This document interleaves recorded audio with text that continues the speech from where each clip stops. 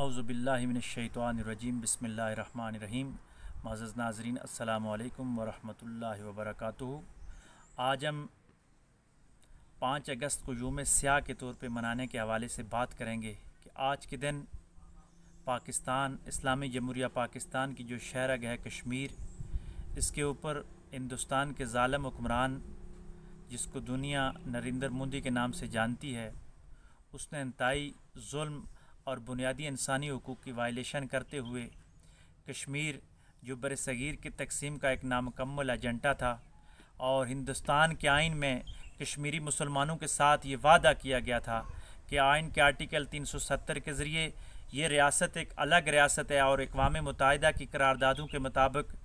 इस्तिस्वाब राय किया जाएगा और कश्मीर के मुसलमानों से ये पूछा जाएगा कि वो पाकिस्तान के साथ रहना चाहते हैं या हिंदुस्तान के साथ रहना चाहते हैं। इसका वादा जवाहरलाल नेहरू ने किया और हमारी हुकूमतों के साथ उनके साइन मौजूद हैं। अक़वाम मुत्तहिदा में जाके उन्होंने ये बात मानी, लेकिन 70 सालों के बाद अपने ही लीडरों की ज़बान से फिर गया हिंदुस्तान, और हिंदुस्तान ने कश्मीर के मुसलमानों पे कर्फ्यू लगा दिया, एक ऐसा लॉकडाउन लगा दिया जो आज 2 साल का अरसा मुकम्मल होने को है। इन 2 सालों के अंदर कश्मीरी भूख से, प्यास से, मेडिसिन्स की कमी है, हर किस्म के हवाले से उनके ऊपर इतना सख्त लॉकडाउन है कि वो नज़रियाती तौर पे, माशी तौर पे, माली तौर पे महसूर होकर रह गए हैं।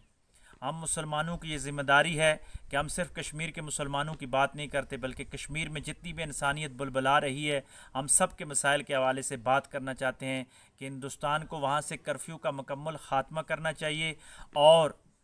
हम पाकिस्तानी रियासत की बात नहीं करते, बल्कि हम यूनाइटेड नेशन की बात करते हैं। पूरी दुनिया के मुअज़्ज़ज़ ममालिक जहाँ जाके बैठते हैं उसके हवाले से बात करते हैं कि अक़वाम मुत्तहिदा की करारदादों के मुताबिक कश्मीरियों को हक़ खुद इरादियत दिया जाए। ये हक़ खुद इरादियत के लिए आज का जो नौजवान है वो क्या कर सकता है, आम मुसलमान क्या कर सकता है, आम पाकिस्तानी कश्मीरियों के लिए क्या कर सकता है। मेरे करीम आका सल्लल्लाहु अलैहि वसल्लम के हदीस का मफ़हूम है कि आका अलैहिस्सलाम ने फरमाया कि अगर कोई आदमी जुल्म होता हुआ देख रहा है लेकिन उसके माथे पे शकन तक नहीं आती, वो परेशान नहीं होता, वो दिल में उसको बुरा नहीं कहता, तो क़यामत के दिन अल्लाह तबारक व तआला उस ज़ालिम के साथ इस आदमी का हश्र फरमाएंगे, क्योंकि इसने जुल्म देख के खामोशी इख्तियार की है। तो इस वक्त सबसे बड़ा जुल्म कश्मीर के अंदर हो रहा है। कश्मीर में मुसलमानों के ऊपर ज़्यादती हो रही है, नौजवानों को कत्ल किया जा रहा है, बच्चों को यतीम बनाया जा रहा है,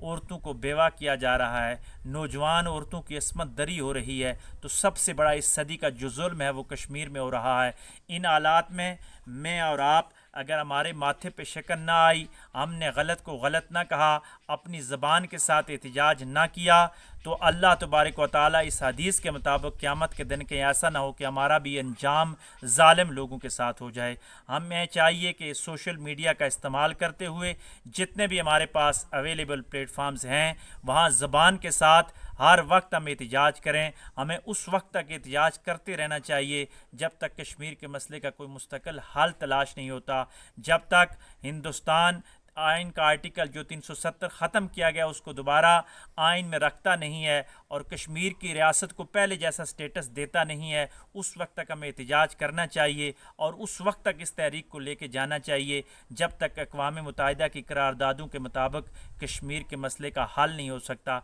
इस हवाले से मैं समझता हूँ कि मगरब की दुनिया, जो अपने आप को बड़े आदिल और मुनसिफाना ज़िंदगी गुजारने के हमें मशवरे देते हैं, जो इंसानी हुकूक के सबसे बड़े चैम्पियन बनते हैं, लेकिन अफसोस, सद अफसोस के साथ कहना पड़ता है कि मशरिकी तैमूर में अगर ईसाइयों के बुनियादी हुकूक की वायलेशन हो तो पूरा मगरब जाग उठता है और जर्मनी तकसीम हो सकता है। लेकिन क्या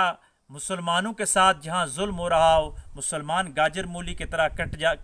काटे जा रहे हों, जहाँ मुसलमानों का खून बह रहा हो, वहाँ मगरब की नाम नहाद महज़ब दुनिया खामोश क्यों होती है? याद रखें, मगरब की अक़वाम का तारीख़ में बुरा नाम लिखा जा रहा है। मगरब की ये भूल है, आलम मगरब की ये भूल है, दुनिया की सुपर ताकतों की ये भूल है कि मुसलमानों के साथ जुल्म करके वो दुनिया में अमन से रहेंगे, ये ऐसा मुमकिन नहीं हो सकता जब तक दुनिया में मुसलमान के साथ इंसाफ नहीं होगा, जब तक कश्मीरियों और फ़लस्तीनियों के साथ इंसाफ नहीं होगा, उस वक्त तक दुनिया